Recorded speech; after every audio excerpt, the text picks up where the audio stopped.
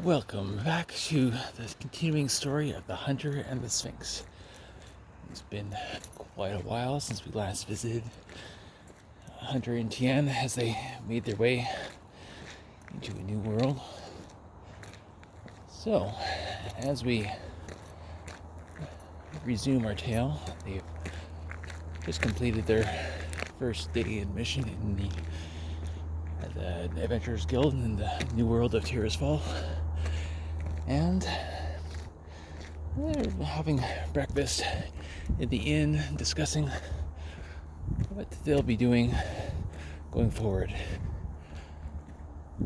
I shouldn't have chosen an uphill trek for this. It's going to make me out of breath. Alright. So there, Tien.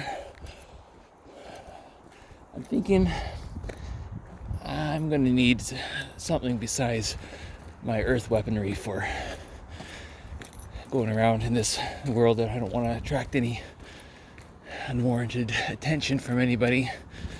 Well, you're right, that Mr. Hunter. Something more suited to your style. Like a bow and arrows, since you use those quite well back on Planet Bob. So, as for me, I don't know. Probably stick with my claws for now. That would be best, I think, until we figure out what all this magic is about in this world. Yes, you're right there, Tien. We'll have to definitely get some more knowledge on magic and what else is going on around here. Like, for example, all this money in this new world is a little bit different than any currency I've ever used. Well, that's right. It's like bronze, silver, and gold. Fairly simple system, really. Just bronze, the lowest value currency. Silver, minimum, and gold, the most valuable. Not too complicated. At least we can read the language here, so it's all good. Oh, traffic.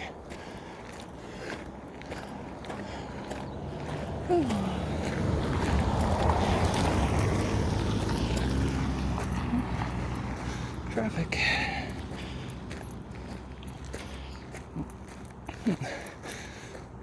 So there's Sphinx. If you come up with any knowledge about where we're gonna find out more about magic and stuff around here,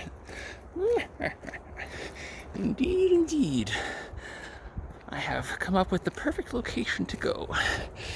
It is called the Melting Pot. The Melting Pot.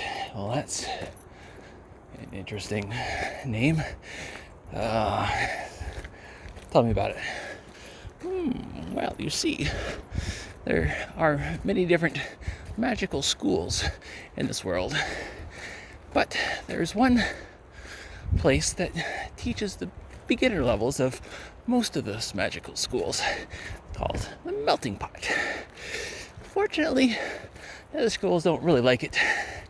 They think it's just a poor imitation of the proper training they would be getting in their real school. But for those without a large amount of money or talent in any one area, it's a great introduction. Also, it will allow testing on our capabilities and aptitudes. So maybe I can use magic too, then, is what you're saying? Possibly. We'll have to see.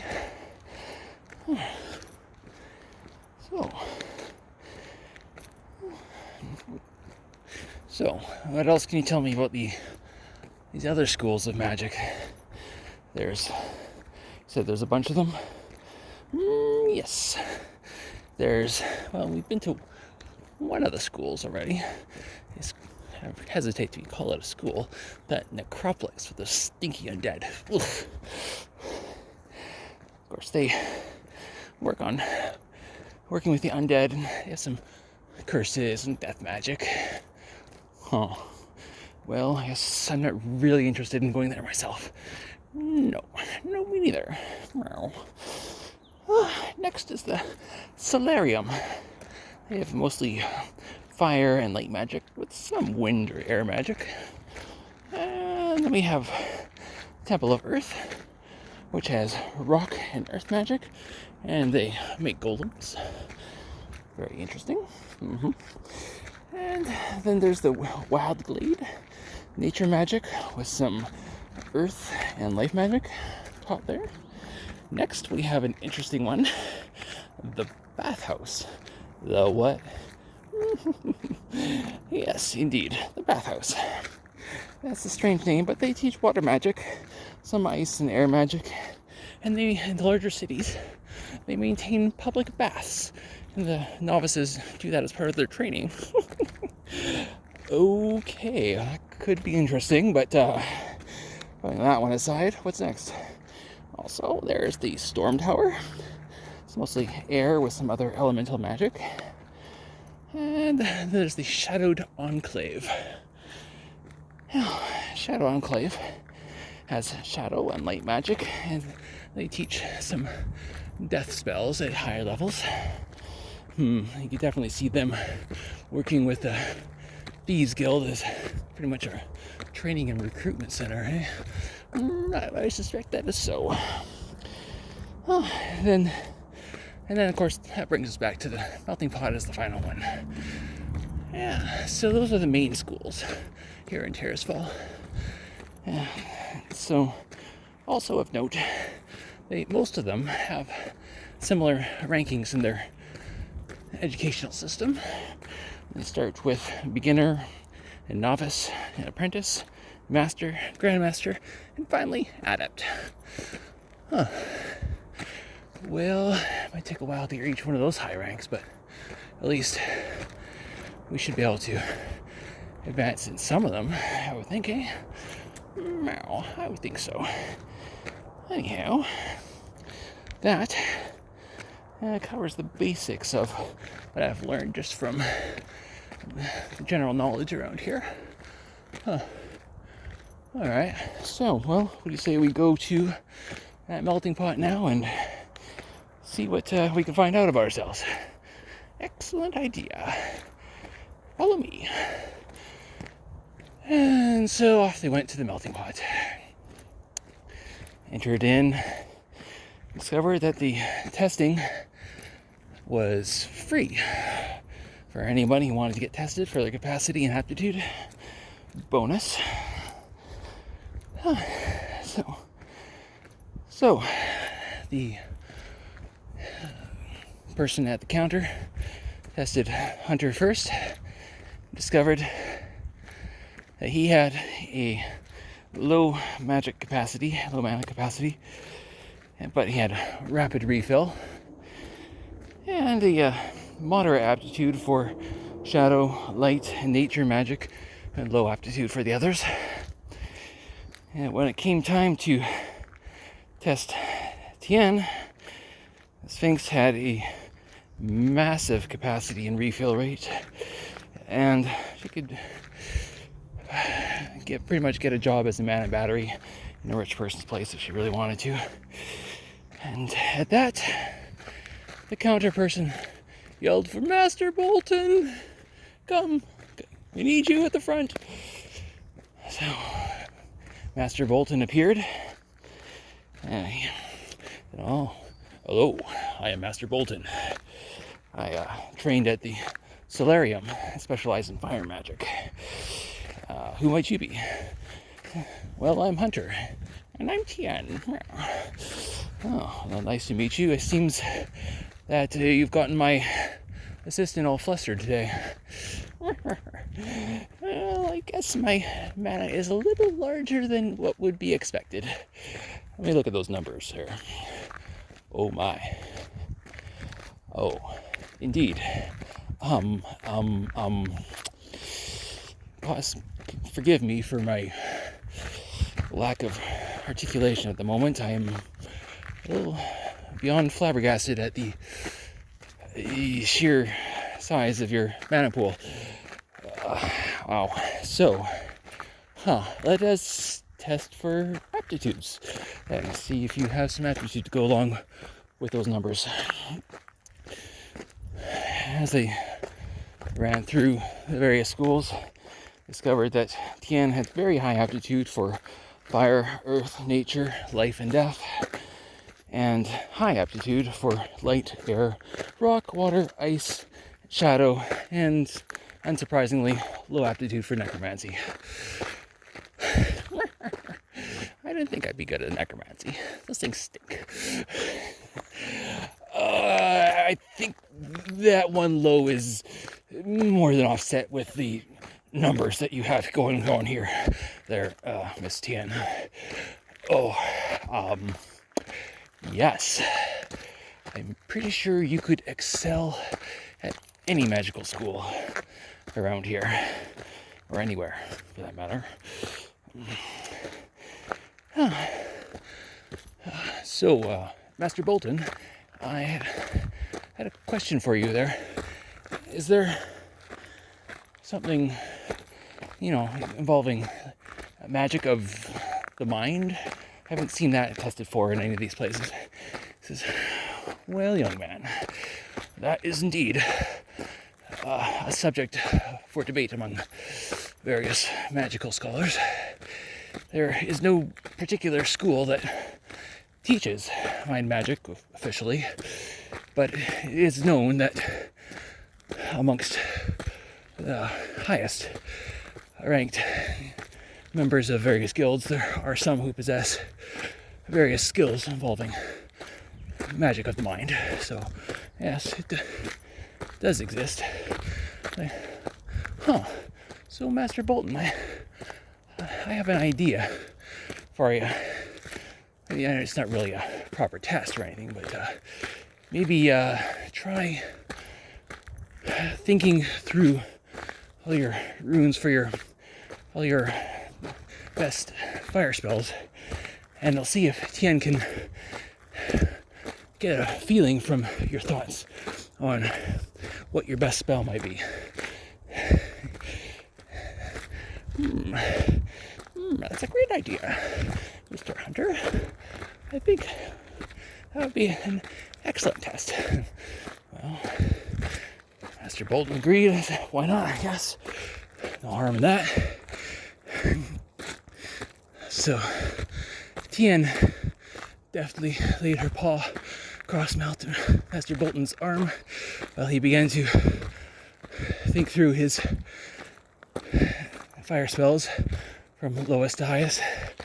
Thought through, visualized all the runes associated with each one, and until he finally reached his last one, which was Flame Strike, involving 6 runes. And at which point Tien said, that must be your best. Flame Strike with 6 runes, right? And he says, wow, amazing. That is, you might have some talent in that area too. It's quite exciting. At which point Tien glanced over at Hunter and gave him the let's get out of here look. And so quickly made their excuses to carry on their way. Promised to speak with him again at some point, and got out. Mr. Hunter, that was very slick. And guess what? Let me guess, you learned something. Oh, how right you are. Not only did I learn what his spells were, through him thinking through them while touching his arm, I was able to absorb each one of them. Ooh, now that sounds interesting. So you've got this Flame Strike ability now as well? In theory, we'll have to see when I actually get to try these spells out. Oh, by the way, I also absorbed all the regular low-level ones that were being taught in the melting pot. And I can teach you any of the basics that you have some proficiency for along the way, so there's no use wasting your time in that school. Oh, really? So I call you Sensei now, or Sensei Tien? Not bad, not bad. But no, just call me Tien. Or Sphinx. Whichever one. Oh, this hill's steep. And I'm getting tired.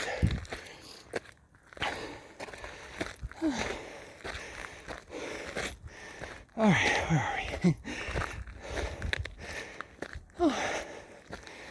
So, Hunter and Tien decide to continue on to the Adventurers Guild and pick up a quest for the day that did not involve zombies.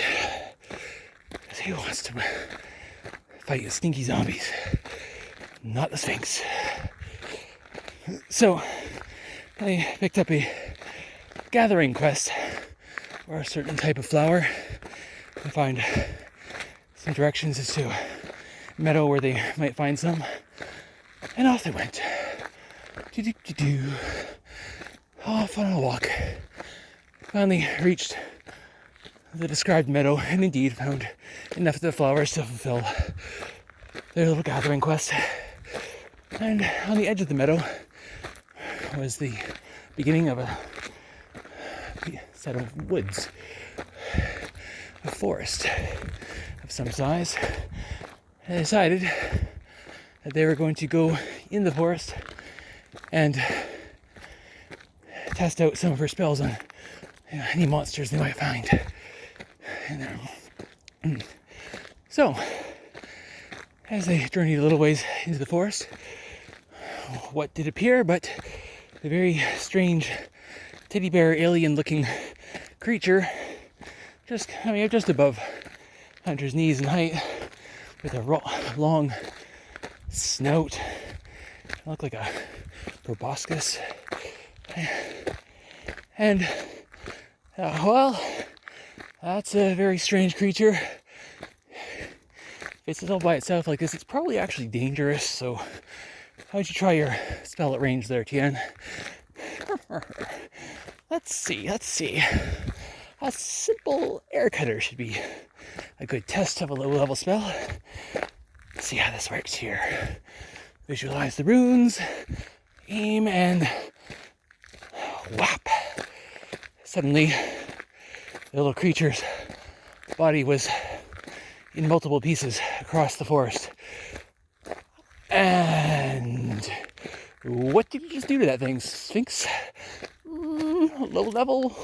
Level 1 spell? Ha!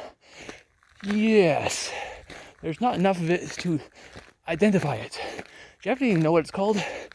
My Sphinxy knowledge base seems to call it a spinner. Spinner, huh? Okay, well, I'll have to figure that out later, what it spins. Or if it gets dizzy, going in circles or something. Probably not. Seems to be more of a web spinning, I believe. Web spinning, huh. So that snout probably shoots something at you then. Okay, well, let's find another one. Try something else on it. Off they go. And find another spinner. And this time, try for...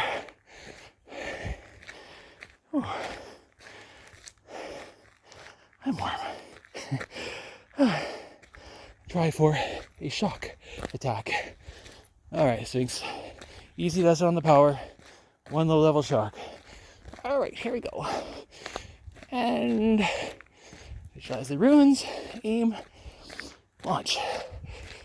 The spinner was vaporized into little pieces of charred flakiness. Huh. You know, Sphinx, I'm going to go on a limb here and say you may be having some control issues. Huh. You wouldn't be wrong, Mr. Hunter. So, let's try something else. Maybe, so you got an ice spell of some sort? Maybe you could freeze one of those things and get a better look at it up close. Okay. So I found another one. All right, here we go. Do a simple level 1 ice bolt. Just a little one. Right, just a little one, Sphinx. Visualize the runes. Aim. Attack. And a large chunk of the forest was frozen solid around the spinner. Okay, Sphinx, I'm going to go out on a limb and say it's a really bad idea if you try to thaw that with fire. You might burn the place down, create a nuclear wasteland or some such thing. So let's just let nature thaw this part out on its own as we slowly slink away. Okay. All right, so all of that is a no-go. You can't collect anything if you're destroying it or freezing huge chunks of the environment. Such we can't retrieve a body. So, we haven't tried your Sphinxy stare yet, have we? No, not in this world yet. All right. So next spinner, let's try that. See what we can do. Good plan. So they found another spinner wandering the forest, and the Sphinx locked eyes with it, took control, and turned it towards some random bushes nearby and had it shoot out its webs, which proceeded to dissolve the foliage. And say, well, there, Sphinx, I'm gonna say that this thing probably is really dangerous for most people to encounter. 2 kilometer mark, going back. And that's not a very nice creature to get caught by. That looks like it would melt your flesh in an instant. Whew. So I'm gonna tell you what, you hold it still, and I'm going to go and finish it off with my knife, and we'll see what's that bug in my mouth. Let's see what's on the inside of that thing. So Tien held it still while the hunter went and took care of it with his knife and opened it up very carefully, watching for sprays of acid and things. And it discovered that it was a kind of an activated system where the spinner would shoot out its webs, and as it exited, it would be coated with another material that would turn it acid from regular webs to acid webs as it exited the spinner's body, thus protecting the spinner from its own acid. So Hunter and Sphinx decided they were going to collect a bunch of these and take their unacided webs back and try to sell them for a profit, make some good coin. So that is what they did. They collected 10 spinner sacks and tied them to a branch that they carried between them. Bit of a gory affair, but harvesting monster parts, you gotta get a little messy sometimes. So they made their way back to town, carrying their harvested flowers for their quest and their spinner parts. And they found the head of the Tailors Guild, who was very interested in receiving spinner silk. As you might imagine, it'd be quite difficult to come by for most adventurers, and very rare commodity to be found, especially in this quantity. So they made a hefty amount of gold off of that sale and went to the Adventurers Guild and turned in their quest and decided to go shopping, because Hunter needs a new weapon. They went to a weapon shop and found a high-quality bow and selection of arrows, as well as a short sword that could be as well for close quarters combat, to go along with his knife that he already had. And that was all good weaponry to be walking openly with, as opposed to a plasma rifle. So they then decided that, Tian, your magic is prodigious. That's a good word for it. Huge magic, not so much control. You need to find something that can help you manage your spells so that we can actually use them in combat instead of destroying the environment and everything else around us while you try to fight something. You may be right. There must be some sort of magical gear around in this world. If they have magic, they must have magical gear. It makes sense. I mean, all of your movies from Earth have it, so I mean, it must be true, right? Well, I wouldn't trust my memories of Earth movie on what is actually real in this world, but it does make sense that there would be some sort of magic items that go along with all the actual magic in this world. So we'll have to start researching something which probably won't find in this little town here. We'll have to pick a direction and find a map of the areas around us and figure out which direction we should go to look for that information. Indeed. But for now, I am starving and ready for my bed. Yeah, you're right.